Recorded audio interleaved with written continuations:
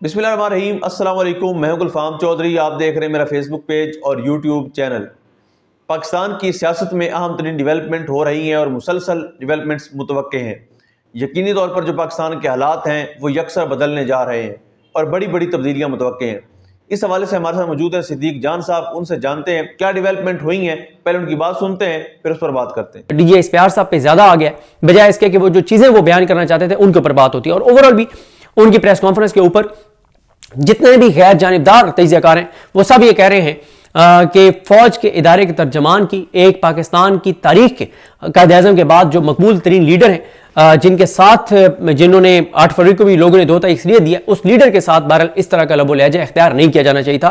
तो उन पर तनकीद ज्यादा हो रही है। तहरीक इंसाफ के ऊपर तो कोई तनकीद भी नहीं हुई, बल्कि तहरीक इंसाफ की तो तारीफ हो रही है। जिस तरह से बैरिस्टर गौर साहब, सलमान राजा साहब ने, असद कैसर साहब ने प्रेस कॉन्फ्रेंस की, उसके बाद जिस तरह से सोहेल अफरीदी ने जबरदस्त बात की कि मेरे खिलाफ जो जबान इस्तेमाल की गई है, मेरे बड़ों की तरबियत ऐसी नहीं है कि मैं उस गाली का जवाब गाली से दूं। उन्होंने यही बात कही कि एक इदारे के डीजी में और एक सेनेटर में जो है वो उसके जबान और लबो लहजे में फ़र्क होना चाहिए। और फिर तहरीक इंसाफ ने ओवरऑल एक नैरेटिव ये बनाया कि कुछ लोग फौज को और अवाम को, क्योंकि अवाम पीटीआई के साथ है तो फौज और अवाम को लड़वाना चाहते हैं और हम ये साजिश कामयाब नहीं होने देंगे।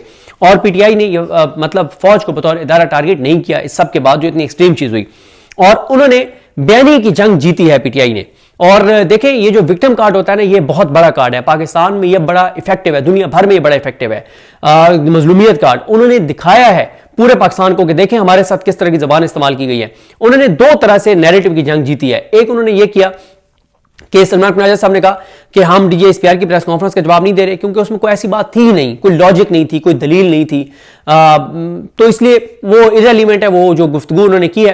और वो जो उन्होंने गुफ्तगू किया वो पूरा पाकिस्तान देख ले कि उन्होंने किस तरह की जबान इस्तेमाल किया, किस तरह से लबो लहजा था। तो वो पाकिस्तान की कौम बेहतर फैसला करने वाली है, हम उनका तो जवाब ही नहीं दे रहे क्योंकि उसमें कोई ऐसी बात थी नहीं जिसका जवाब दिया जाए।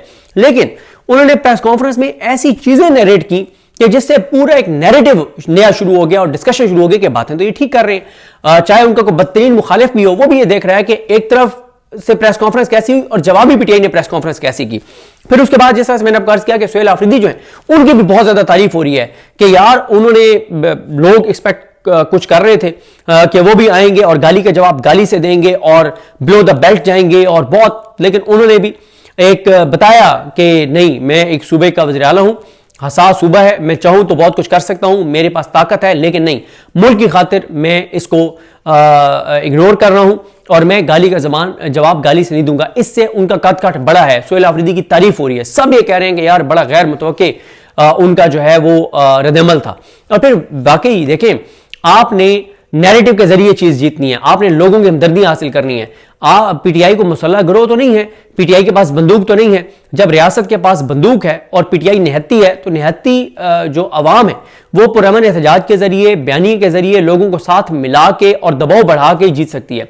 और अगर आप पिछले 3 दिन की बात करें, यानी नोटिफिकेशन होने के बाद से डीजे इस्पियार साहब की प्रेस कॉन्फ्रेंस से अब तक, तो आप देखेंगे नैरेटिव में कौन जीता है, किस पे दबाव बढ़ा है, किसके हवाले से नेगेटिव बात हो रही है, किसके हवाले से पॉजिटिव बात हो रही है। और मैं आपको अर्ज कर रहा हूं कि बहुत शानदार पीटीआई खेली है, जहां पे उन्होंने कहा कि एक हालात उस तरफ जा रहे हैं कि अगर हम भी वही लबो लहजा इस्तेमाल करेंगे तो मुल्क का नुकसान होगा और मुल्क क्योंकि हमारा है और हमने मुल्क को बचाना है, लिहाजा हम ताकत इस वक्त अवाम की हमारे हाथ में है, तो हमने उस ताकत को बड़ी सोच विचार के बाद इस्तेमाल करना है। तो उन्होंने बहरहाल बयानी की जंग जीती है। और जहां पे एक ताकत दिखाने की बात है तो कल के हवाले से उन्होंने फैसला किया कि कल वो अपनी भरपूर ताकत दिखाएंगे और अडयाला के बाहर जाएंगे। अब कौन कौन जाता है कौन कौन नहीं जाता ये तो कल पता चल जाएगा।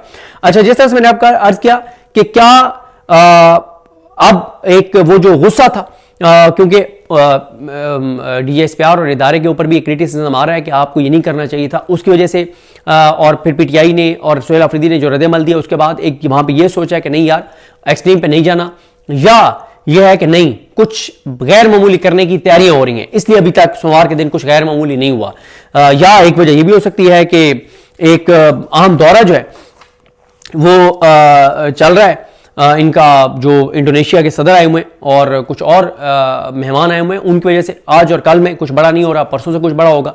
बहरहाल ये तो आने वाला वक्त जो है वो बताएगा। जिस तरह से मैंने आपको कहा कि ये अगले 4-5 दिन में पता चल जाएगा कि कोई मजीद पीटीआई के साथ जुल्म ना करने का फैसला कर लिया गया है, या ये 1-2 दिन क्योंकि बाहर से मेहमान आए हुए इसलिए कुछ नहीं हो रहा, या अभी तैयारी हो रही है और 3-4 दिन बाद कुछ गैर मामूली जो है वो नजर आएगा। अब ये भी एक सवाल है कि गैर मामूली क्या हो सकता है पीटीआई के साथ। मतलब 26 नवंबर हो गया, 70-80 हज़ार लोगों पे एफआईआर हो गई, 50-60 हज़ार कारकुन गिरफ्तार हो गए, चादर चारदीवारी का तकद्दुस पामाल हो गया, उनकी माएँ बहनें बेटियां वो महफूज नहीं रहीं, जबरी गुमशुदगियां हुई, पाबंदियां हुई, लोगों को मुल्क छोड़ के जाना पड़ा, मतलब क्या नहीं हुआ। अब उससे बड़ा क्या होगा, सवाल तो यह है। उससे बड़ा लगता तो नहीं है कि उससे बड़ा कुछ होगा, क्योंकि ये सारी चीजें हो गई। और फिर मैं एक और अर्ज कर रहा हूं कि चलें आप 200 बंदों से भी पीटीआई छुड़वा दें, क्या फर्क पड़ता है? क्या इस वक्त इमरान खान को विनिंग हार्सेस की बलबोते पे खड़ा हुआ है? क्या इमरान खान इस चीज पे खड़ा हुआ है कि ये फलाने फलाने बंदे मेरे साथ होंगे, वो जीतेंगे, तब मुझे इक्तदार मिलेगा? सवाल ही पैदा नहीं होता। इस वक्त तहरीक इंसाफ का जो टिकट है वो जिसको मिल जाए, जैसे उसको टिकट मिले वो टिकट कटवाए, कागजात नामजदगी जमा करवाए, टिकट कटवाए और दुनिया में कहीं भी घूमने फिरने चला जाए, उसको इमरान खान के नाम पे वोट पड़ जाएगा, वो जीत जाएगा। ये जो 8 फरवरी 2024 का इलेक्शन था, पाकिस्तान की तारीख में किसी इलेक्शन में इतने कम पैसों के साथ लोग इलेक्शन नहीं जीते, खर्चे के साथ जितने इसमें जीते। 2-2, 3-3 लाख रुपए भी टोटल लोगों का खर्च हुआ है, यानी इतने कम पैसे जहां पे 2-2, 3-3 करोड़ रुपया लगता है। तो इसलिए यह मैटर नहीं करता कि कितने लोग तहरीक इंसाफ छोड़ जाते हैं। क्या इमरान खान खड़ा हुआ है, डटा हुआ है? बिल्कुल डटा हुआ है, बिल्कुल खड़ा हुआ है। क्या आवाम उसके साथ डटी हुई है? बिल्कुल खड़ी हुई है। क्या आवाम उसको वोट देने के लिए तैयार है? पहले से ज्यादा तैयार है। जिन्होंने उसको वोट नहीं दिया था वो भी वोट देंगे। क्यों? लोगों को नजर आ रहा है कि ये जो आए हैं इक्तदार में, इन्होंने मुल्क के साथ क्या किया, क्या कर छोड़ा है, किस नैक पे पहुंचा दिया मुल्क को, तो उनका वोट बैंक तो हर रोज बढ़ रहा है। मुमकिन तौर पर क्या क्या हो सकता है? गवर्नर राज लग सकता है केपी में, मेरा नहीं ख्याल गवर्नर राज लग सकता है। कल महमूद चगई साहब ने कहा ना कि हर केपी के हर चौक को डी चौक बना दिया जाएगा, बिल्कुल ये दुरुस्त बात है। और फिर एक ऐसे वक्त में जब फैसल वाडा ये कह रहे हैं कि गवर्नर राज लगा के दबा के ऑपरेशन किया जाएगा, और भाई केपी के लोग इसी वजह से तो वफाक के खिलाफ खड़े हैं कि आप जिस तरह से चीजें कर रहे हैं और आप कह रहे हैं कि दबा के ऑपरेशन किया जाएगा, वो तो लोग और ज्यादा सड़कों पर आएंगे कि ये तो गवर्नर राज इसलिए लगा रहे हैं कि ये ऑपरेशन करने जा रहे हैं पूरे केपी के अंदर। तो एक मैंने आपको बताया कि एक्सट्रीम स्टेप हो सकता है गवर्नर राज, मुझे बिल्कुल नजर नहीं आता। दूसरा ये हो सकता है कि गिरफ्तारियां, वो तो पहले भी हुई हैं, इसमें क्या नया है। फिर यह है कि कुछ लोगों से पीटीआई छुड़वा दी जाए, उस पर मैं डिटेल से बात कर चुका हूं, ये भी कोई मैटर नहीं करता। एक चीज है कि इमरान खान से मुलाकात ना करवाई जाए और जेल में उनको मजीद उनके ऊपर सख्तियां बढ़ा दी गई हों।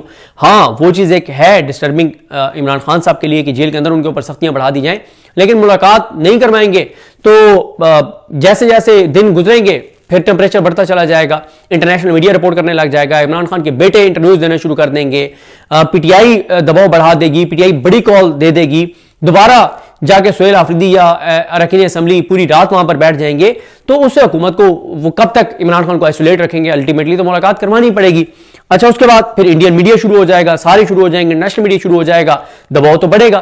फिर इसी तरह से जैसे जी बिल्कुल, जिस तरह से आपने सिद्दीक जान साहब को सुना कि आइंदा आने वाला जो हफ्ता है, ये चंद दिन है, ये पाकिस्तान की सियासत में कितने अहम है और इसमें जो पाकिस्तान की सियासत है उसमें कितनी बड़ी तब्दीलियां मुतवक्के हैं। अल्लाह पाक वतन अजीज़ का हामी और नासिर हो। पाकिस्तान जिंदाबाद।